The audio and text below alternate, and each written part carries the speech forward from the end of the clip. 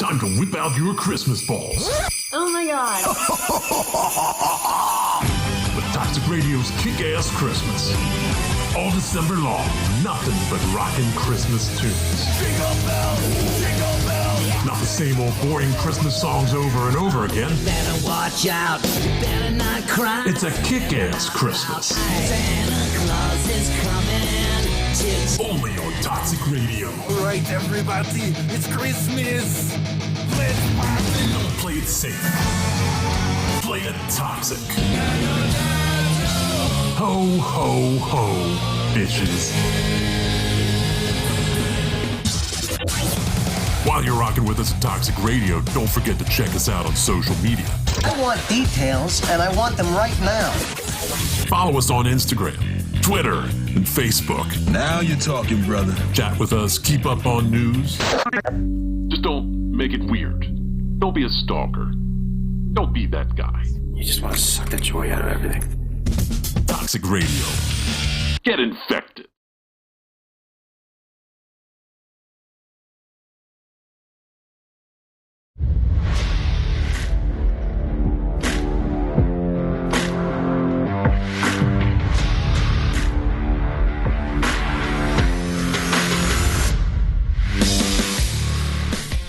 Hungry for Hope Nation.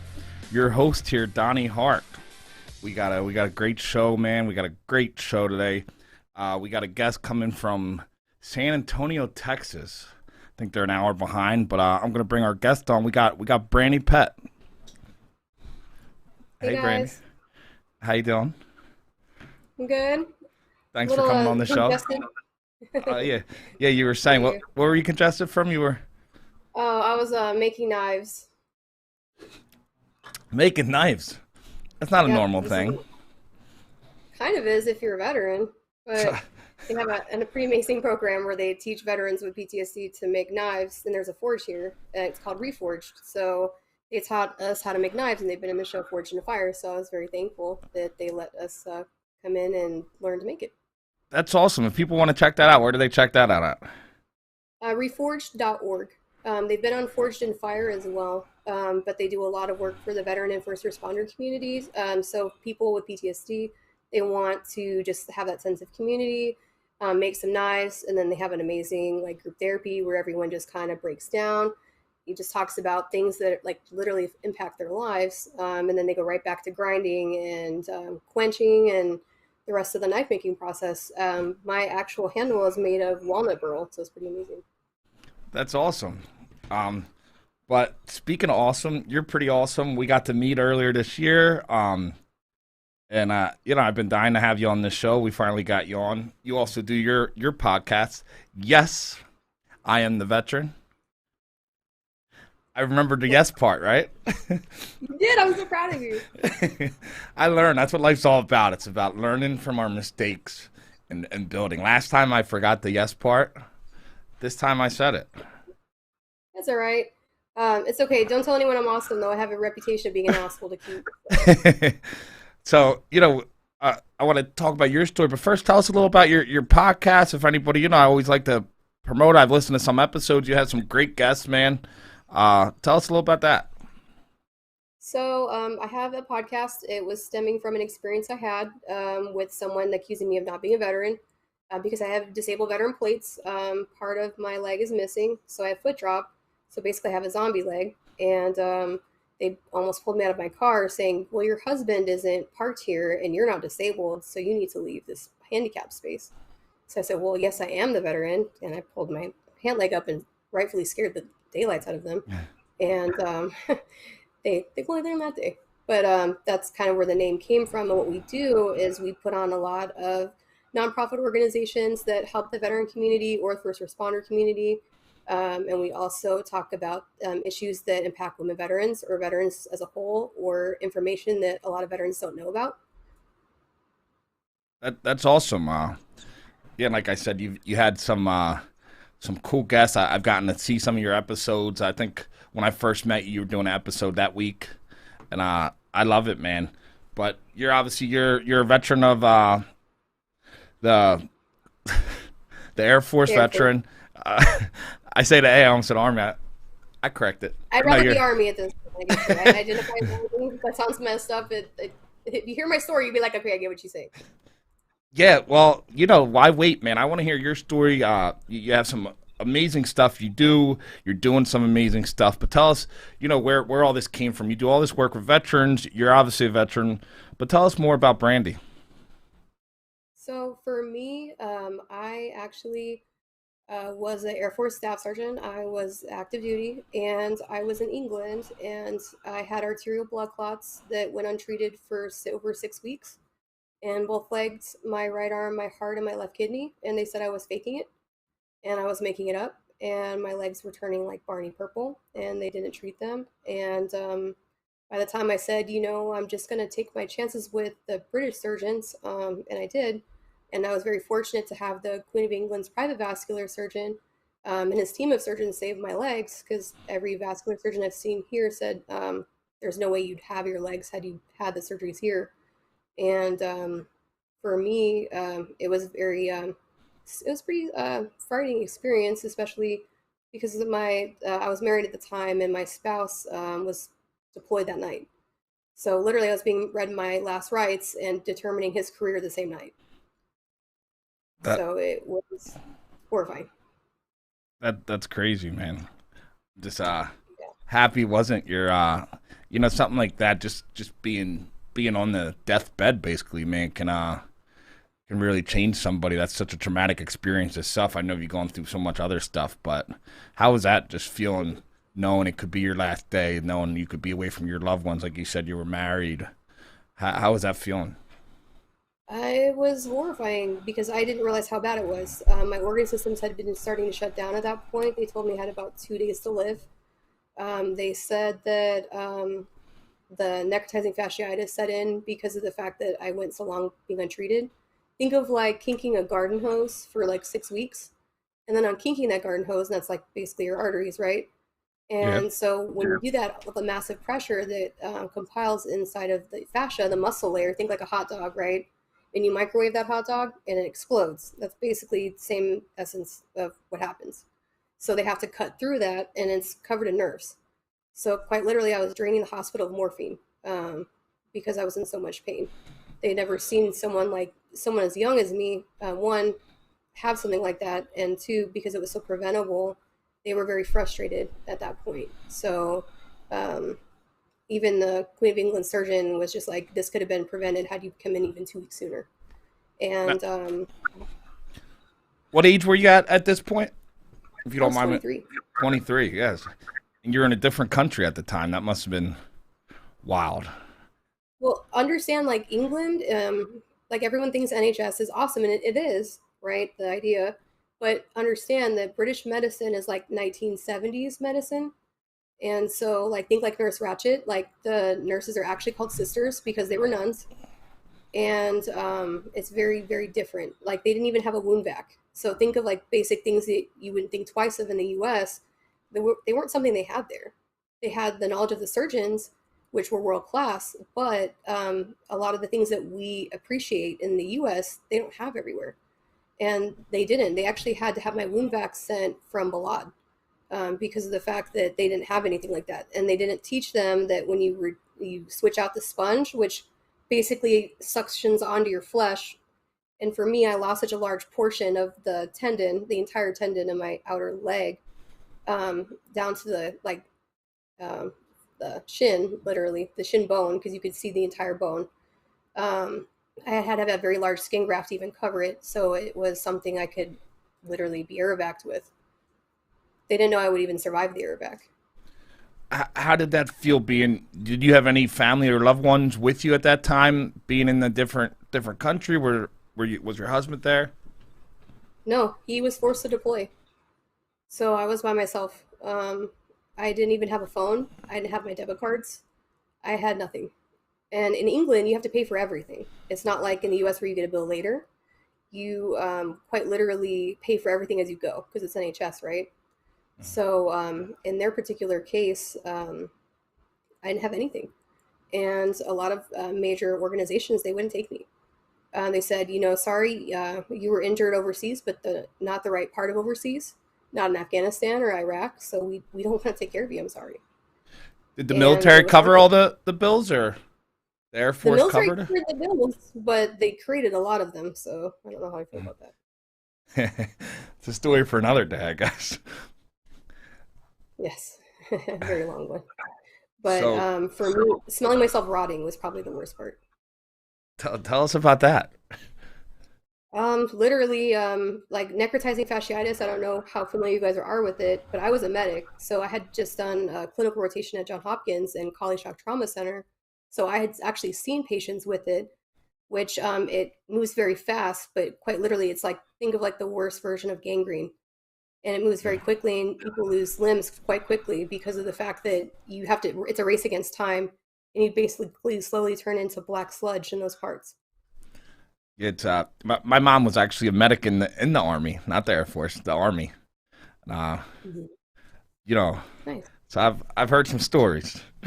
Yeah, I respect all of our medics and all of the branches because what they do is substantial. Yeah.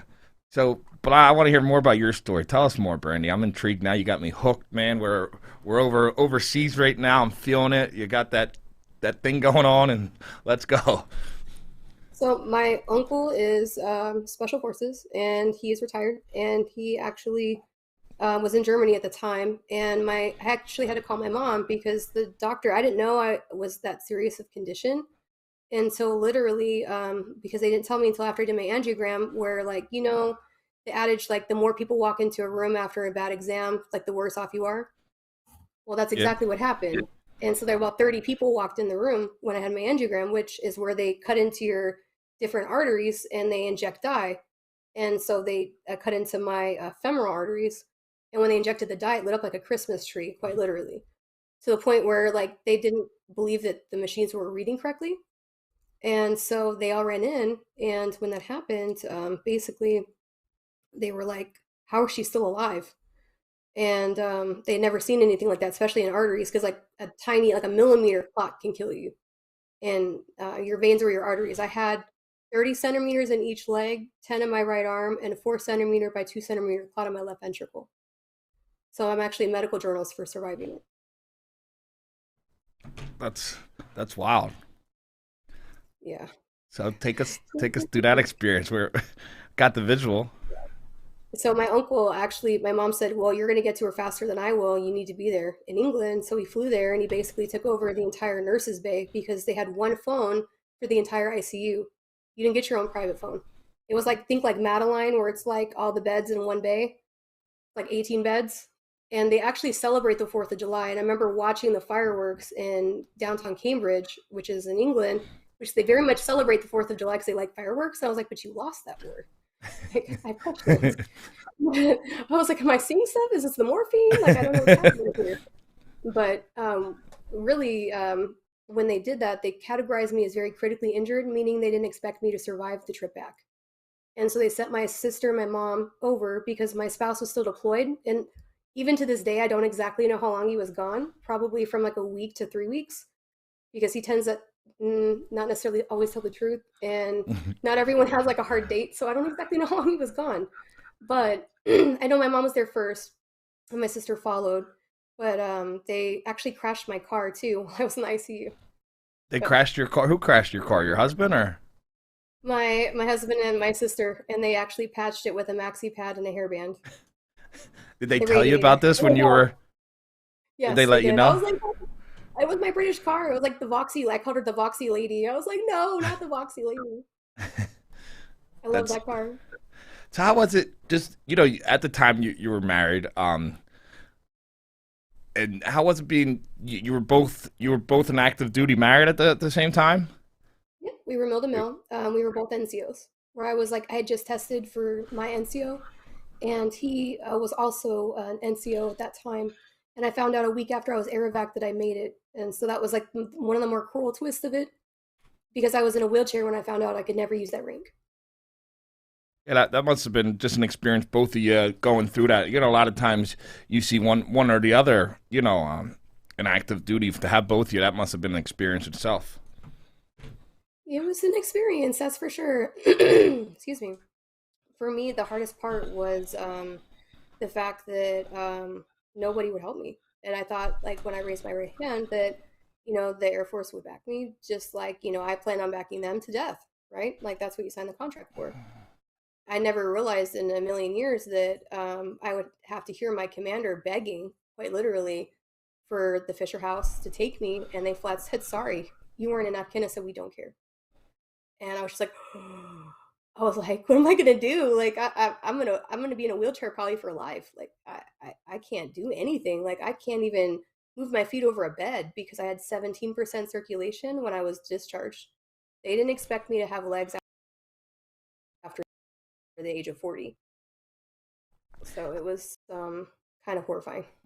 How long was the recovery process? How long were you over there in the hospital? Tell us more about that.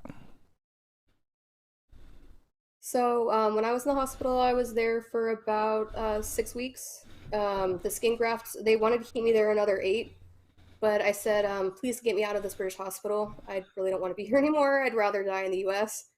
And they said, okay, well, if you want to get out, you have to do a skin graft. And they said, inner or outer thigh, where do you want the graft from? And I was like, well, it's like, I'm kind of young, so I'd rather have the outer thigh if I can. It was straight booty. I was so mad. And they had it was like a big patch like this. I was actually approved for the show Botched because my scars are so bad. Categorized as the worst scarred veteran in San Antonio. I've even beat out actually all of the guys from Grunt Style. They lost the scar off recently. That's nuts. Yeah. It's just because of how deep the scars run, because it's all the way to the bone. Quite literally, the only thing covering like active like muscle and tendon in some places is like a very thin sheet of skin.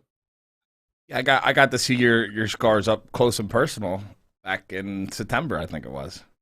I was gonna say, I don't know if I showed you where you didn't. I was like, I'm sorry, my memory's not great. So tell us, the process of going through that. You're only 23 years old. I know you said the Air Force wasn't really there for you. You feel like they could have done better? They spit on me every day after I was air evac'd and told me I was a disgrace. I should be ashamed of myself. I was a piece of shit. They would literally beat me on sight if they saw me again, and more every day until I retired for about 18 months because it took that long for them to investigate the cause. How long was it until you retired? It took me about 18 months after I was air evac'd, and they even confiscated my wheelchair when I was air evac'd. I literally had to steal my own wheelchair when I landed so I could not get admitted to another hospital. So you landed back home 18 months later, you're done. Tell us how life was after that, going through, you went through a traumatic experience. You're in a different country. It sounded like you were going through hell with the Air Force. Had some, your husband's wasn't there the whole time. Tell us how it was coming back and all that. Oh no, my unit couldn't wait to get rid of me. They air evac'd me the second they could. They wouldn't even let me wait till I made NCO before they sent me, and they knew they had to only wait a week. I was sent back about 8 weeks afterwards.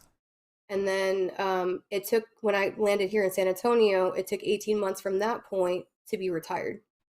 It was very difficult because of the fact that my swelling was so bad I couldn't wear my boots anymore. And I wanted to wear them, trust me, but the nerve damage was so bad and so profound, like I would swell out of any shoe I had, any shoe, within maybe an hour or two. I couldn't even sleep in a bed for about a decade because of the fact that just the weight of my legs like hitting the ground, something you don't think about, right? Like swinging your legs over the bed and getting up, right? Something you never would think about. It was agonizing to the point where I was taking morphine, methadone, Percocet, and gabapentin, all max doses, and I was still in agony. It was excruciatingly painful because of the fact that the circulation was so low, and I had to wear Birkenstock sandals attached to like a Forrest Gump brace. That's like the best way to explain it on the left side. But I had to wear Birkenstocks on both feet. Now imagine how that went over in the military. Even though I had a profile, even though I was getting MEB'd by like 5 different providers. However, they didn't care. Yeah, I could. That's the brace you're wearing in the picture we put on the flyer, correct? No, that is actually probably the best looking one I've ever had. No, the first one, it looks like think like the Air Jesus shoe. That's the best way to explain it. Like the Birkenstock, like like the crunchy granola favoring shoe of choice, right? But it's attached to like think the brace from Forrest Gump, but not up to the thigh, to the knee. That's what it was attached to. And they had to do it because I would swell out of any brace or shoe within hours. Like I had to wear two different shoe sizes for about 7 years because the swelling was so bad on one leg rather than the other. Well, they're both bad, but one was worse. So how was that adjusting? I know you ended up you teamed up with a lot of these awesome charities like the Final Salute Incorporated. You did some Miss Veteran America. When did this stuff come in? Was this when you came back, when you're in the process of healing and all that? I'll be honest, I was very angry for a very, very, very long time. And rightfully so. And I was in a lot of pain and I was dealing with my PTSD, which was very severe considering like seeing my own bones and being read my last rites and being told that I'd wake up without a limb right as I was going under for surgery. So I'd wake up like, scramble without a leg. So it was very difficult to be able to learn to manage all those triggers, which is why I started to work with different organizations because the fact that I know that there's so many disabled veterans and just people in general that get handed a very poor hand in life and you become very angry and you don't think you can ever recover from something like that. And a lot of people, they choose to not and they live in that and it's something that they don't ever want to think that they can find their new normal. And for me, I was very fortunate that I had some of the friends that I did that knew a lot of alternative medical procedures, and they recommended that I see certain facilities, and it helped me quite a bit. And so I wanted to help others because I had been helped, and I wanted to pay that forward. Yeah, we hear that so much. Even in my story, people who have gone through some kind of trauma, and you obviously went through something that was life or death, and then it was always so admirable seeing somebody who went through something and they got out of it and they go right back in and they try to help somebody. Why do you think you went back and why do you think you like to help people because of that? Because you know what it's like to be in a situation like that? Yeah, absolutely. I do. I know what it's like to be just pissed off at the world and just like in psychological as well as physical pain where you don't think that you can ever improve on that and you can just hate the world and be angry forever and you don't realize how much it impacts the people around you as well and the toll it takes on your loved ones and the people you're with. It can impact every aspect of your waking life, whether it be your children or your spouse or significant other, caregiver, even providers. Like I was like Alessa from Silent Hill. I was like that angry. um, and I mean, like I said, I had rights to be, but at the end of the day, it didn't help the people around me and it didn't help the other veterans that are out there suffering. And so for me, that's why I really started to align with them. For Final Salute, I started working with them after I saw they have a documentary on Amazon Video called Serve Like a Girl. And it is about empowering the women veterans, and they cover the competition for Miss Veteran America, which sounds like a beauty pageant. However, it's not. It's a competition. They actually do push-ups on stage with the drill instructor. They put them through it. It's not easy to do, but I saw it, and they have women that have prosthetic legs. And I was like, if they can do it, so can I. And I started crying because I was just like, there's finally something I can do that doesn't, my disabilities don't inhibit me like so many military events. And I want to see if I can do this. And so I did. And I had no idea at all, like what the outcome would be from doing that and putting myself out there in that way. Um, had I not, I mean, my life would be very different. And I'm thankful for the opportunity to raise funds for homeless women veterans because that's what the competition is. It's for Final Salute, it's their fundraiser to house homeless women veterins. Yeah, and And Final also Salute. Anybody who's listening want to check it out. Their website's www.finalsaluteinc.org. And yeah, I was checking that out, man. They're really awesome. Their mission statements they provide homeless women and vets and their children with safe and suitable housing. So I just want to not to cut you off, but I thought they were pretty awesome what they're doing. Yeah. Yeah, no, Jazz is amazing. I respect her so much. She's been on Oprah and many other shows, and she's had many accolades because of her work. Um, I love that they support disabled veterans as well as active duty service members and just regular veterans as well. And I think that because the homeless women veteran population is the most rapidly rising homeless population that's out there demographically. And many of them are underreported because of the situations with like the hood housing or other programs. And the VA does not consider veterans, the women veterans that are couch surfing, like at a friend's house due to like a domestic violence situation or something like that, to be homeless. They say, well, you have somewhere to sleep, doesn't count. We're not going to provide any sort of housing for you. And sometimes that's just not enough because a lot of those housings, they don't have proper locks, or the women veterans are victims of MSTs or things like that, where they don't feel comfortable staying in a large room of dudes. Yeah, And most veterans are anybody guys. anybody who doesn't know, they're listening. They might not know what MST is. That's military sexual trauma. Yeah, the numbers are crazy for the homeless population for women. I think it's like 2 to 3 more times more likely for a female veteran to be homeless than a regular population. The numbers are crazy. And what's wild is that their numbers are so vastly underreported that it's probably much higher. Yeah, Because when they do those polls, they do it at night at the hood housing. So most women aren't there at night, so they don't catch the numbers. yeah, that's what I saw reading a lot of them numbers. They said, that's what they don't know how accurate some of them numbers are. They could be a lot higher. And a lot of these women, they're I think they said 70% of them are single mothers too. Yep. Or women that have domestic violence situations that they're trying to get rid of or get away from, or they're just having like job employment issues, or they're having just some like a poor hand, and unfortunately, Yeah. like sometimes it's just not enough, and you need that help sometimes. And we as veterans, especially, we like to do more with less and suck it up, buttercup, and we don't want to ask for that help until it's too late. And that's why I'm so thankful that Final Salute, they really do have opportunities for veterans at risk of being homeless as well. And so I like to align with organizations that they really try to empower the women veteran. I mean, all veterans are important. Please don't get me wrong at all. But for me, I know that they have a great need. So I like to try to support. I mean, I support a lot of different veteran programs. But for me, that's why I work with them. And I was thankful that I think we ended up raising $167,000 as a cohort of 23 finalists. So I was thankful we were able to do that in 3 months.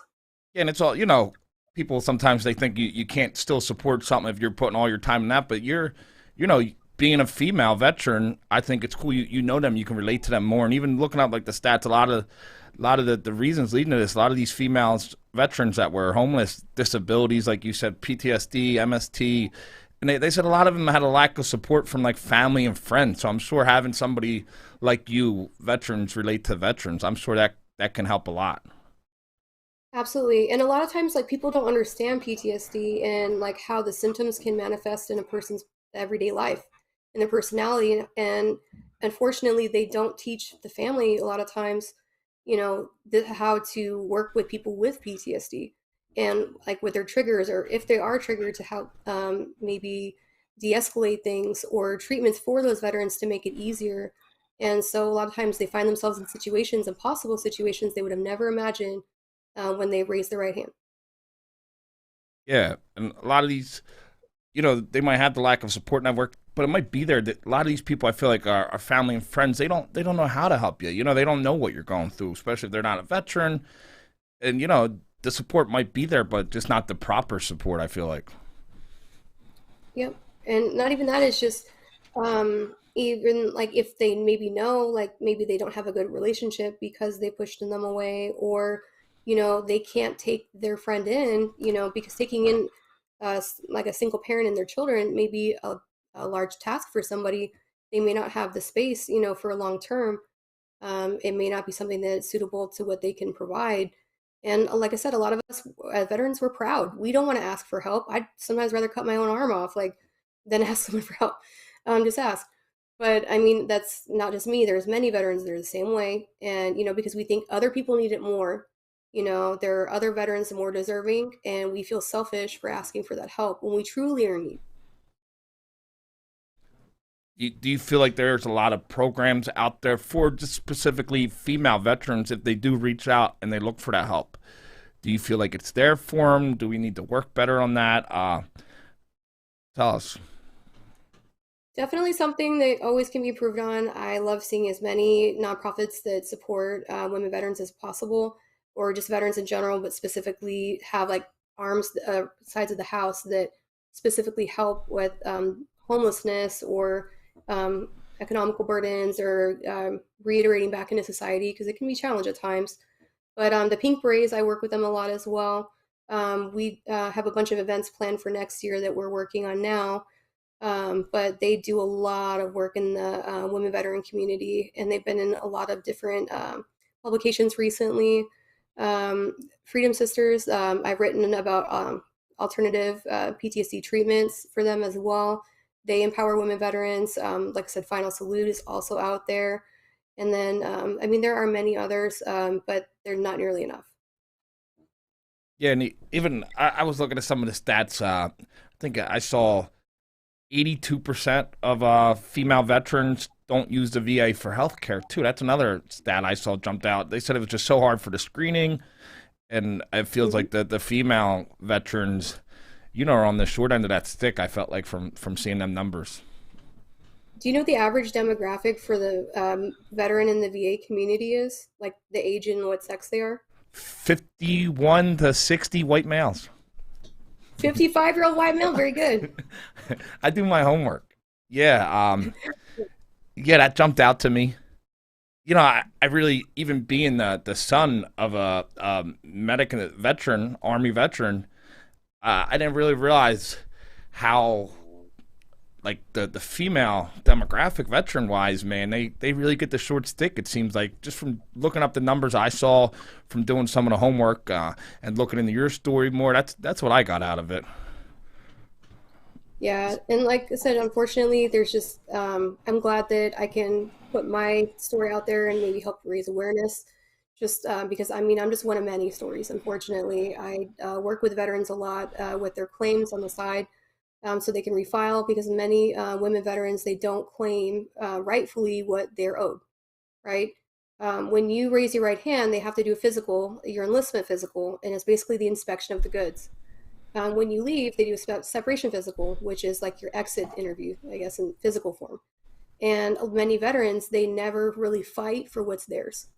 And they just take what they're handed, or they never even file at all. And so many times, like, they are sitting on so much money they don't know about. And it's just like getting the information out there to the veteran community. That's why I'm so thankful that I have my podcast, so I can do my due diligence and try to get out that information in my own way, to try to help the women veteran community, just because of the fact that the information is just so needed. And it's not just women veterans, I mean veterans in general. Like, I would say like 80% of the records I have reviewed in this last year, like, have been vastly like under awarded percentages. So, I mean, it's wild. And it's like, I guess what I would say, be your own best advocate to any veterans watching. See your service officers, do your research. There's a lot of groups out there that have information for veterans, like as far as filing their claims, which can very much impact qualities of lives for a lot of people. And they don't know, or they're not aware. Yeah. And getting back to the Miss Veteran America, you said that's their big fundraiser at Final Salute Incorporated, which, they provide homeless women vets and their children safe and suitable housing. So tell us more about, you were in that, you were a finalist in that. Tell us what Miss Veteran America is.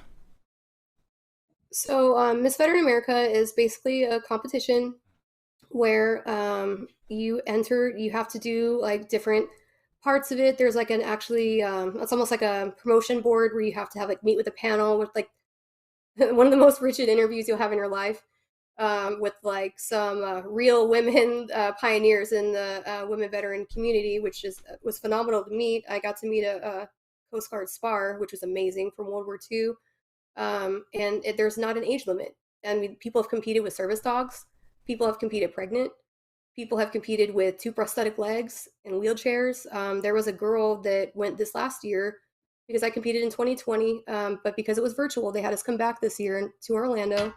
And when we did, there was actually a veteran there. She was told she had 6 months to live, and she was very young, but she was actually in a walker, like one of those ones you sit in. And so I made sure to outfit it with lights so it would reflect on her dress and she'd look amazing. So I was really thankful I could help with her with that because for me, I had to have a custom brace made because I refused to like walk down the runway like a golden girl. Like, I mean, Rose was awesome and all. However, I did not want to walk down like the runway as a golden girl because most of the shoes for prosthetics belong to old ladies. So I was like, I think not. So I was pretty excited that they created a special brace because I can't actually pick up my left foot anymore. I have like basically effectively a zombie leg in essence. So I can't pick up my own foot. I trip myself. That's why I'm kind of sitting sort of cockeyed because I fell the other day and my whole like right side is pretty purple and blue.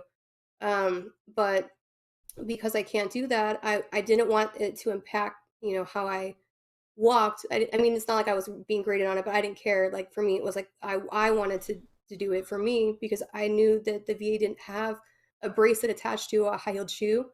And I was like, I'm going to be the first one. And so the first day I applied, well, the day before, I reached out to my prosthetics doctor and I said, hey, I want to do this. Could you create this for me? And it took about 6 months of research, testing, trial and error, and arguments to create 3 braces that I could use for the competition. And it was a challenge. It wasn't easy. I was working with Black Rifles at the time to do a documentary on it. Unfortunately, the documentary was never finished and shelved for other projects. But at the end of the day, I was very thankful for the experience to push myself because of the fact that had I not, one, I wouldn't have had met some of the amazing people I had. And 2, I would not have pushed myself into making a brace that didn't exist. And 3, like I said, I wouldn't have been where I am now with my own podcast had I not done it and put myself out there because I very much hid for a decade because of the severity of my scars, because I have like 14 scars like running all the way up, like quite literally like to the bikini area. And like they're very long linear scars, like think like railroad tracks. They're not cute. Like zippers. But I wanted to try to show other women that you can come back from something traumatic. You still find value. You can still be beautiful. For me, I was told that I was a disgrace. I was a freak. I was a monster. That's why I'm wearing Kevin the Monster Randleman's shirt, his UFC Hall of Fame induction. Yeah, you were down there at the in Vegas for the Hall of Fame induction, right? Yes, I was. That was amazing. That was an awesome experience. And I was floored by absolutely how wonderful every single one of the inductees were at the event. I mean, my boss is a pretty scary dude, but he was also like coached a lot of them. However, they were phenomenal. I thought for sure like they were going to be the ones pointing at me and saying the same thing. But Kevin Randleman, he also had not the similar wounds, but like where there's large chunks missing. He had to deal with like staph infections and things like that. So you're around fighters. No scars look anything different, man. Even myself, no. Scars nothing different from fighters.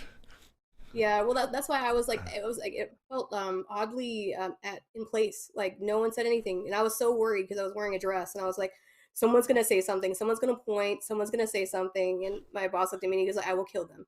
I was like, "What?" I was like, "I think he's serious."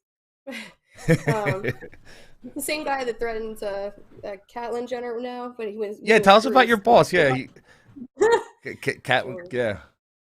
Well, he was an Olympian for wrestling, and when he was there in the 80s, he was there with Bruce when he was Bruce Jenner, right? And when he was there, he came up to them and he said, you guys are a bunch of, he showed up to their practice to kick him off the field like 30 minutes early and said, you guys are a bunch of orangutans. Get out of here. You don't deserve to be on this field. And he looked at him straight in the face, and he's this big giant Greek guy. And he's like, I swear if you ever talk to me again, I will rip your arm off and beat you with it. I'm pretty sure he meant it. And he made a very hasty exit. So. Yeah. I thought that's pretty cool. Yeah, no, he's an interesting character. He's coached 3 Hall of Famers. I was very thankful to be at Kevin Randleman's induction because he was the very first UFC Hall of Fame inductee to be inducted posthumously. So it was an honor to meet his wife, Elizabeth, and she is actually having a wrestling invitational in his honor this weekend in Ohio. So I was really thankful that I got to witness history in the UFC community. Yeah, it's funny you talk of wrestling. We were talking, me and you, a little about wrestling, and just getting back to you being able to like get over some of the trauma you had. We had a guest on, Richard Jensen. He actually used what he learned in wrestling, what he learned in them rooms. Being he ended up being a national champion wrestler, but he took them lessons he learned, them same lessons your boss and a lot of these UFC and MMA guys learn, and he used it to actually put his life back together after going through his own trauma. I always thought that was pretty cool how he did that. Yeah, they have to be mentally tough. The mental fortitude to be a wrestler, an MMA fighter, a UFC fighter. My hats are off to them because the things they have to do are not for the weak minded at all. The weak in body, like you have to be mentally and physically tough to do that. Truly. So tell me the question. You know the question everybody wants to hear. If I put you in a cage with somebody, Brandi, who would you want to be in the cage with you to fight? So many right now. Don't duck the question. Oh no. till death. You fight till death in a cage. Ryan We're Eternal. gonna have our producers as the ring announcers. Who do we have? Ryan Eternal. Ryan, tell us why. He knows what he did. You know what you did. All right, we'll leave it at that. He knows what he did. Yeah. Ding, ding, ding. And my He boss knows- has a cage too. Yeah. The full octagon still in the warehouse. Yeah, my buddies, their dad built a cage in the basement when they were younger, and if you had disagreements, you'd have to go down in that basement, and they were all fighters. You'd have to go in the basement, you'd have to go in the cage. The cage was actually fence that the dad made. It wasn't a real cage. It was pretty sick shit. And you'd have to go in there into the Enright's cage, and you'd have to battle it out. Yeah, my parents used to make us hug and say, share the love until we stop hating each other. Yeah. It's effective in different ways. My friends fought in but no. cages. That's it. Yeah, the Enright. Great dude, too. Pat Enright. He's an awesome guy, but that's just, he was a single parent father, and that's just how he did it. Fighting can do a lot. Yeah, I mean, especially, my dad was Irish. I get that. So, yeah, nope. I agree. Yeah, whenever I get into it too much with my boss, he goes, "You want to get in the cage? Do you want to get in the cage?" I was like, "I will not live, but I'll make it memorable." So we're gonna get out of the cage. We're gonna get back. So you're talking about your Miss Veteran America. You got to do that live in person this year in Orlando. You said, right? Yep. I was presented before the 2021 competition this year. It was amazing experience to getting to meet a lot of the other veterans that competed. And then I found out there was another that was a finalist that I didn't know about that was from San Antonio too. And now we're very good friends as well. And we do a lot of work together. So I'm thankful that I got to meet her. And I got to meet a lot of the women that we only knew via like Zoom or just virtually, really. So it was awesome to get to meet with them. Yeah, have you noticed these programs like Final Salute Incorporated and these other programs have they helped? I feel like veterans, all ones I've had on the show, they always feel like vet to vet help is the best. So I'm sure you've built a lot of resources and connections just through people like Final Salute and doing the Miss Veteran America and everything. Yeah, that's probably the one thing I get asked the most because I don't usually align with just one organization. I work with many because I feel like there's a lot of need out there. So I like to try to be as well-rounded as I can. Really, it's just a lot of people ask me, like, how do you know so many people? Like, how, have you done this? And for me, I like to meet all different kinds of people, right? I'm not just one type of person, even though I may look a certain way. I only look sweet and innocent. But as anyone will tell you that knows me. But I like to try to, I believe that, you go where your people are. Not everybody goes to church on a Sunday. And so I think that a lot of times the veteran community, we get disenfranchised or disenchanted, I guess, with certain organizations because there are unfortunately some out there that kind of use it for their own personal reasons. And they don't actually have the intention to help the veteran community, just more themselves. There's like a meme that says like, "Hey guys, we're having a fundraiser. and it's got like this guy's got like all these gold chains and stuff on him, you know. It's just like, who are you helping? But that's why I like to try to help as many as I can where I can. We're actually helping a veteran, and surprising a veteran tomorrow. Pretty excited about that, actually. That's awesome. What are you doing? What are you doing with that? Well, can't tell you too much because Oh yeah, I'm to see it. But and she's a no, but she's getting a surprise Christmas, and she didn't know, and she was a widow and a veteran as well, and so she was struggling with that. So with some things that she had been dealing with in her life, so I made some asks and enrolled her in some programs, and so she's got a very large surprise for her tomorrow, and I'm very excited to see it.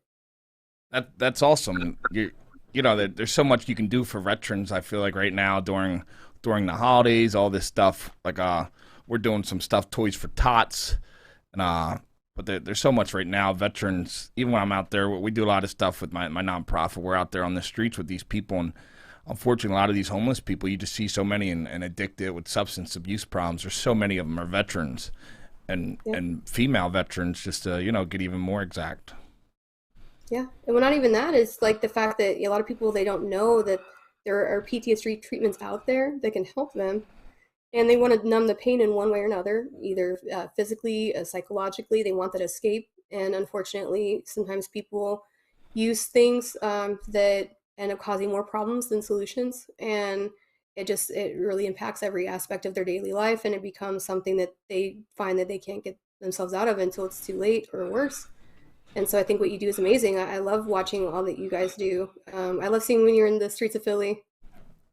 Yeah, it's nuts, man. I tell people like going down. We were over at the convention center when I was with you, and you go just a few blocks over, and you go into like it's like I've never seen anything like it, and I can't believe it's in our own country. In the United States, you can go, and there's just hundreds and hundreds and hundreds of people. It's open air.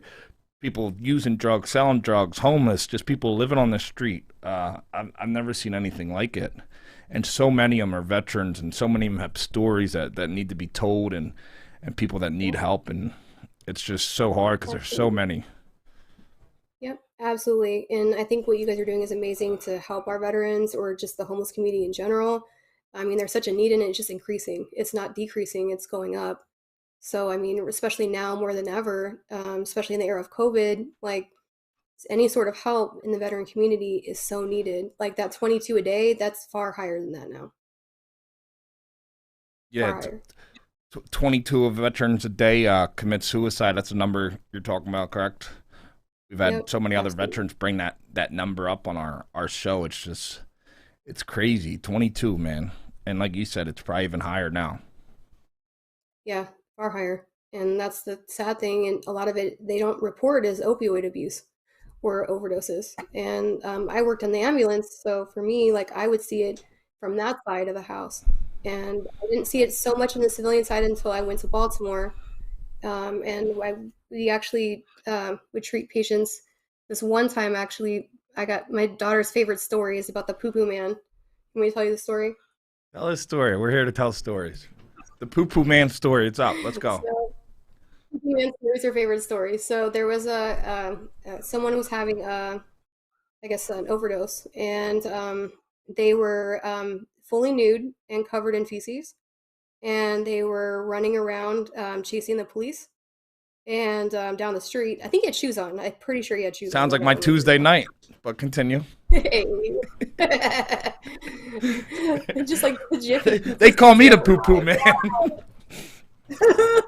Probably for different reasons. Continue. But no, so this guy, he ended up in a vasovagal episode and just basically just passed out. And at that point, they had to push Narcan. And when they did, I don't know if anyone has ever seen someone push Narcan. We actually all carried Narcan when we're in the, we actually meet with this girl, Destiny, was on our show. She gave us Narcan, a lot of the volunteers, and, they carry it because it's so common. Like when you're out there, you're going to see overdoses. It's just something that happens. So we actually did a live Narcan demonstration on the show. I think it was like my second episode. I gave Narcan to a dummy. Well, at least he was alive because they come out swinging sometimes. Okay, I've seen my friends knocked out that way. Don't do that. Yeah, that's what she always tells us when Destiny has been on the show a couple times, and she works for the city of Philly as a harm reduction specialist, helping the drug addicts and everything. And she said, they get pissed off when you give them Narcan. You save their life, and they come out swinging. They really high, man. You're like the buzzkill of buzzkills. Like they'd be like, just leave me in the street. Like I'm just high. So there you are in Baltimore with the Poo Poo Man. Yeah, well, I was because we had to do like a TDY. It's called Sea Stars, and so like you run with like the downtown Baltimore. Baltimore's rough. Baltimore's real rough. It's real rough, and that's why they send us there, because we need to learn like combat warfare, right? And they send us to certain places. So when they do, this person, when they administered the Narcan, and they were was applying the airway, right, and nasally, the nasopharyngeal airway. And when I did, he woke up and he grabbed it and he ripped it out. I was like, oh, there's poo on it. And so then like the police were like laughing, because before he even like passed out, he was like chasing me, and I was like, get him. They're like, no, that's yours. I was like, seriously, you had one job. The scene is not safe. It's like we're getting chased around my own ambulance. And that's just another day in Baltimore. Go Ravens. Definitely. My hat's off to the first responders and firefighters, man, because stuff they have to see in a daily. So, going from the Poo Poo Man to, tell us, you won the Hot Mama of the Year award. Tell me about that, Hot Mama. Yeah, that chaps some asses. Chaps and asses. Yeah, there's some wannabe calendar girls that kind of got butthurt on it, but all right. Yeah, I didn't want to win, actually. I did to be a smartass because I had lost 80 pounds, and I was like, oh yeah, I'm gonna totally apply for this. Like, I get like a mangled leg, like, so I wrote it like a satire, basically. Like, I was like, I lost 80 pounds, and but I kept a leg, but I lost an ex-husband. Like, like I totally wrote it up, because I wanted this other award that was like the Barbie Ritzko Resilience Award, because I felt, when I had survived, I felt I was a candidate. And when I won it, I didn't believe them. And so, but a lot of the girls that took being very pretty very seriously got very upset that I won. I didn't want to win it. I mean, I rolled with it at that point, and I was thankful. But yeah, no, I was kind of like, what? Like me? Like looks around, like, y'all saw my name? My mom's like, they really said your name. She's like messaging me. I'm like reading it, like, what? Really did? So, just hearing your story, you went through a life or death situation. You were a veteran of the Air Force. You come back and you help all these female veterans that you can relate to, these homeless female veterans, through Final Salute Incorporated and the stuff you do with the Miss Veteran America. And you guys helped over, I think, 7,000 women the Final Salute has helped. So, you got a lot of hope in there, man. Our whole show's about hope. So I got to ask you, Brandi, I got to ask you the question. What does hope mean to you, Brandi? I would say hope to me means being alive long enough to watch my daughter graduate high school, keeping my legs after the age of 40. I guess like trying to inspire other veterans that are in dark places. And I think you're doing that with a lot of your work and these organizations you're working with, man. I think anybody going through any kind of, we all have our storms. Yours was this, but other people going through addiction, homelessness, it's all different storms, and they all put people in bad spots, and that spot you were in. And I think anybody just, that hope just to get through it and keep on going for your daughter, whatever person you need to find in your life. Sometimes we don't want to do it for ourselves. We're in such a bad place, and I'm sure having your daughter helps a lot. Yep. Actually, when I had all my clots, they told me if I ever had found I was pregnant, I would lose both legs or die minimum. I'm in a medical journal for being the only person with my history in the U.S. to survive it. But I actually was approved for the plastic surgery show Botched, and I found out I was pregnant with my daughter, and I didn't think when I could be pregnant. They actually tried to sterilize me against my wishes in England because they were so afraid if I were to ever become pregnant, I would die. So I was very angry for a very long time because I was like, my opportunity of choice was taken from me at such a young age, and they will never allow me to adopt on my medical history. It was like, I was very angry about that. And for me, my daughter, she inspires me every day. I can be an asshole at times, but she's the sweetest kid you'll ever meet in your entire life. And Um, she always sees the good in the world. So I guess that kind of inspires it restores my faith in humanity a little bit. That's awesome. So any veterans who may watch this, female veterans, anybody in general, people going through tough times, veterans or not, what would you have to what do you want to leave them? What would you have to tell them? Especially you're a female veteran, especially them too, man. That's something that's something you live. I would say be your own best advocate and fight like hell. Be mindful of your resources and push for everything that the military owes you. Everything. Do all the research you can, join veteran groups to learn more about your actual compensation letter. Bring it into a veteran service office and have them read it, because many veterans don't know that they're eligible for things like the clothing allowance. Many veterans don't know they're eligible for special monetary compensations.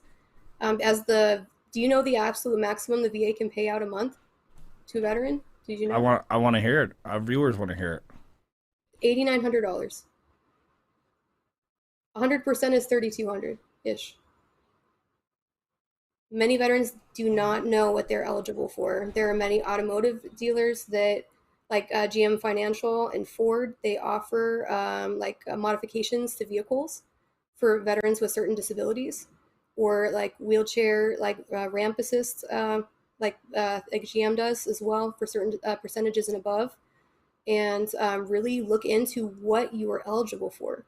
If you don't know, go into a veteran service office that's in every VA hospital. Every single one, they have one. And if they don't have one, most states, they have like a local outreach, like Texas has Texas Veterans Committee, where they will sit with the veteran for free. Do not ever pay someone to do your damn claim, ever.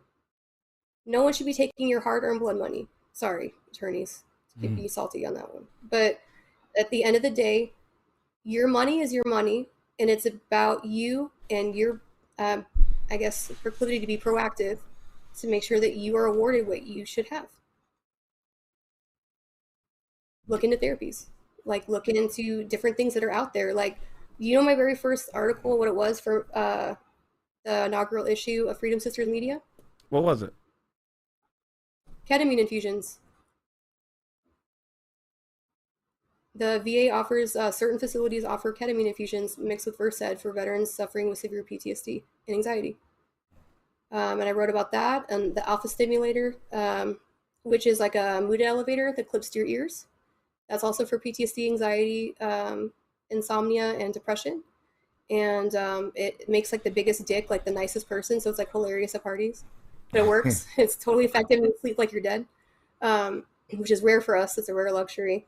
And then also flotation therapy. That's also something that's out there for veterans suffering from PTSD, chronic muscle pain, things like that. And that was something that was actually created by someone that was undergoing a ketamine infusion. They suggested it, and the doctor tested the theory, and it was found. That's amazing stuff. If anybody, you have so much information, everybody wants to look you up, maybe follow your podcast. How can they follow you? All that stuff, social media, any stuff you want to drop while we got you on before we clean up here? Yep. Yes, I Am the Veteran podcast is on Vet Radio Syndicate, which is on VRS. We go live on Facebook Live for the most part. However, we also post it to our page, which is on Facebook as well. Yes, I Am the Veteran podcast. We do also have an Instagram. And if any veterans out there have questions on things, or they want to either come on our show, or they have questions about certain programs, as I've had many veterans come on and do, message us. I respond very quickly. I'm a bit more Facebook savvy than Instagram. I'm still learning. Melissa, my co-host, is far better than I. But if you have any questions, if you're in need, please reach out to us. We'd be happy to help in any way that we're able to do. And then with Vet Radio Syndicate, we do have other podcasts as well. I just brought the Stone Vet podcast, which is the overall Marine Corps podcast. They just won the podcast awards, the first veteran podcast awards for overall Marine podcasts. So they talk about cannabis as far as it being a therapy and helping the veteran community as a overall whole as well. I don't know if that's something that's in line with your show, but it's something that they do offer from the medicinal side. Yeah, that's awesome. I'm gonna check it out. our time is up. We got to get Wire to Wire Sports in there. They're up next on Toxic Radio. But Brandi, I want to thank. Anything you want to say before I get you out of here? Before we wrap up? It's a pleasure to have me on. Thank you guys so much for letting me flap my gums for an hour. Thank you, man. Thank you so much, Brandi. I want to thank all the veterans. Anybody who hears this, man. You guys all mean so much, man. Anything I can ever do to help, I'm always here.